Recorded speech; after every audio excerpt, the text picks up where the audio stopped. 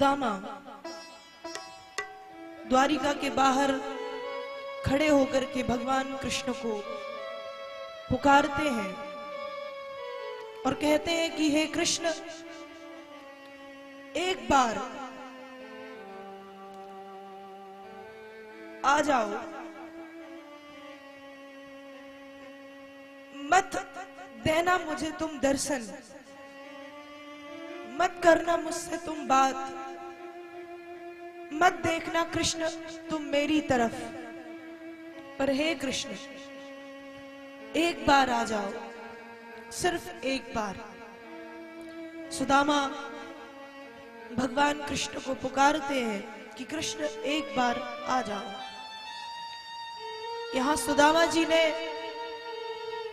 भगवान कृष्ण को पुकारना प्रारंभ किया और यहां कृष्ण पागलों की तरह दौड़ते हुए आ रहे हैं कि मेरा मित्र आया है, मेरा सखा आया है, मेरा सुदामा आया है। भगवान कृष्ण दौड़ते हुए, भागते हुए, गिरते उठते, उठते गिरते, गिरते उठते हुए चले आ रहे हैं कि मेरा मित्र आया है। बाहर जब भगवान कृष्ण आए अपने महल के और सामने देखा तो सुदामा जी खड़े हुए थे, और जब भगवान कृष्ण ने सुदामा को देखा तो भगवान कृष्ण सुदामा से आकर के लिपट गए और भगवान कृष्ण के मुख से निकला, ऐसे बेहाल बिमाइन सो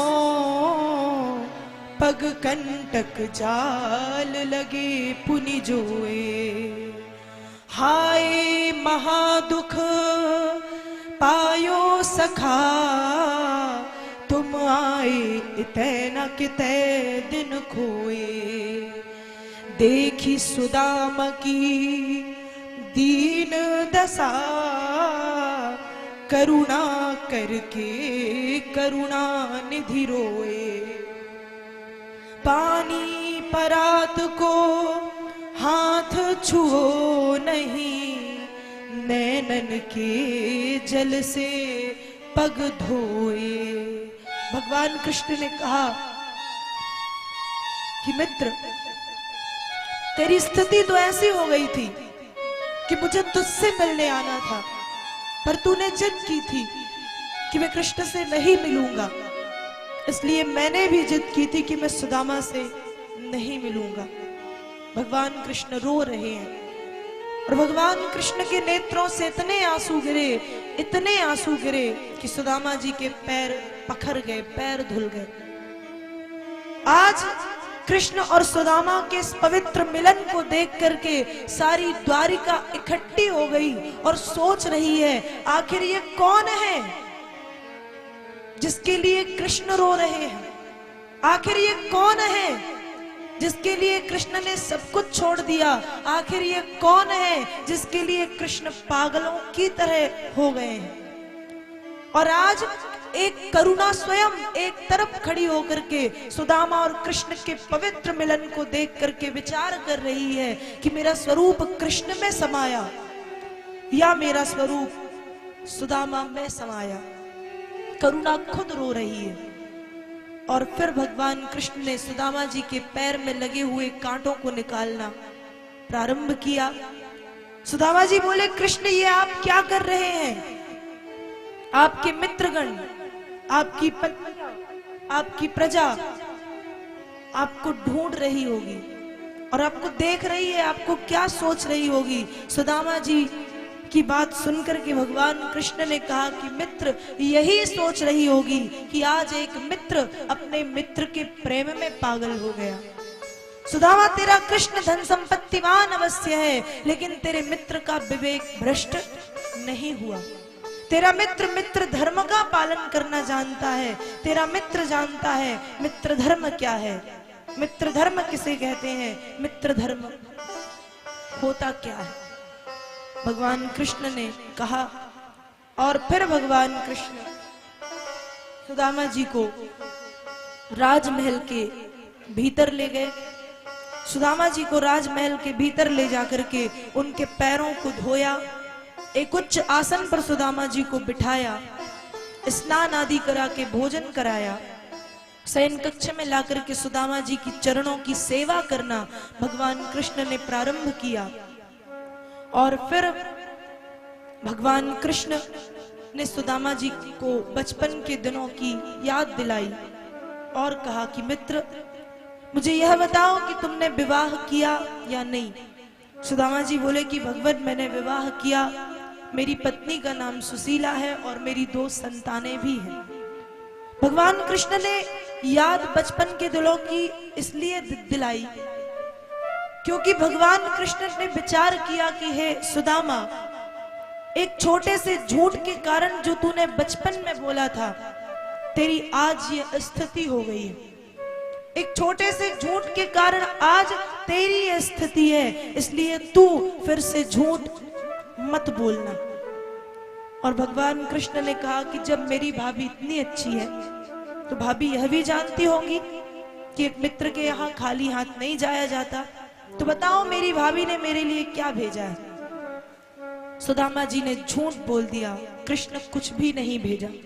भगवान कृष्ण ने मन में विचार किया, अरे मित्र, पत्रम पुष्पम फलम तोयम यो मे भक्त्या प्रयच्छति तदहम भक्त्युपरत मस्नामि प्रयतात्मना। यदि मेरा भक्त भाव से मुझे थोड़ा सा जल चढ़ा दे, एक फल चढ़ा दे, एक फूल चढ़ा दे, फूल की एक पंखुड़ी समर्पित कर दे, तो मैं उसे ग्रहण करता हूं। क्योंकि हे सुदामा, मैं भाव को देखता हूं, मैं वस्तु को और सामग्री को नहीं देखता। पर सुदामा जी ने झूठ बोला कि कृष्ण कुछ भी नहीं भेजा। भगवान कृष्ण ने विचार किया कि एक मित्र का यह कर्तव्य है कि कुपथ निवारी सुपंथ चलावा, गुण प्रगटे अब गुण ही दुरावा। एक मित्र का यह कर्तव्य है कि यदि उसका मित्र गलत मार्ग पर जाए तो उसे सही मार्ग पर लाना एक सच्चे और अच्छे मित्र का कर्तव्य है। भगवान कृष्ण बोले, सुदामा तुम खड़े हो जाओ। सुदामा जी खड़े हुए, हाथ ऊपर कर लो। सुदामा जी ने एक हाथ ऊपर किया है। भगवान ने कहा कि सुदामा तुम दोनों हाथ ऊपर करो। सुदामा जी ने कहा कि मित्र, मैं आ रहा था, मार्ग में गिर गया, मुझे चोट लग गई, इसलिए मेरा दूसरा हाथ सीधा नहीं होगा। कहा नहीं होगा तो करना पड़ेगा। और दूसरा हाथ पकड़ करके भगवान कृष्ण ने खींचा, और जैसे ही खींचा हाथ के नीचे से चावलों की पोटरी गिरी, गिर करके खुल गई। और भगवान कृष्ण ने एक मुट्ठी तंदुल, एक मुट्ठी चावल उठाए और उठा करके बड़े प्रेम से खाए। और खाते खाते कहा, नन्वे तदुपुनीतम में परम प्रीरणम सखे तर्पयत्यंगमा विश्व मेथे पृथुक तंदुला। मित्र, तेरे तंदुल इतने मीठे हैं कि मुझे मैया यशोदा के हाथ की खीर की याद आ गई। मैं मैया से मना करता था कि मैं नहीं खाऊंगा, मुझे नहीं खाना, और मैं सारी खा जाता था। मित्र, आज तेरे चावल इतने मीठे लग रहे हैं। सुदामा जी बोले, भगवान इतने ही थे। भगवान ने कहा, अरे मित्र, ये इतने नहीं, ये इतने अधिक हैं कि संपूर्ण संसार के प्राणियों की भूख तो क्या, प्यास भी मिट जाएगी। ये इतने अधिक और इतने मीठे हैं। दूसरी मुट्ठी भगवान उठा करके खाने वाले थे। मैया रुक्मणी ने आकर के हाथ पकड़ा। तब भगवान कृष्ण ने मैया रुक्मणी से कहा कि क्यों रस में बिस्बाम दियो, अरु काहे न खान दियो एक फंका। लोग कहे हरि मित्र दुखी, हमसे ना सहो यह जात कलंका। हे देवी, आपने ऐसा क्यों किया?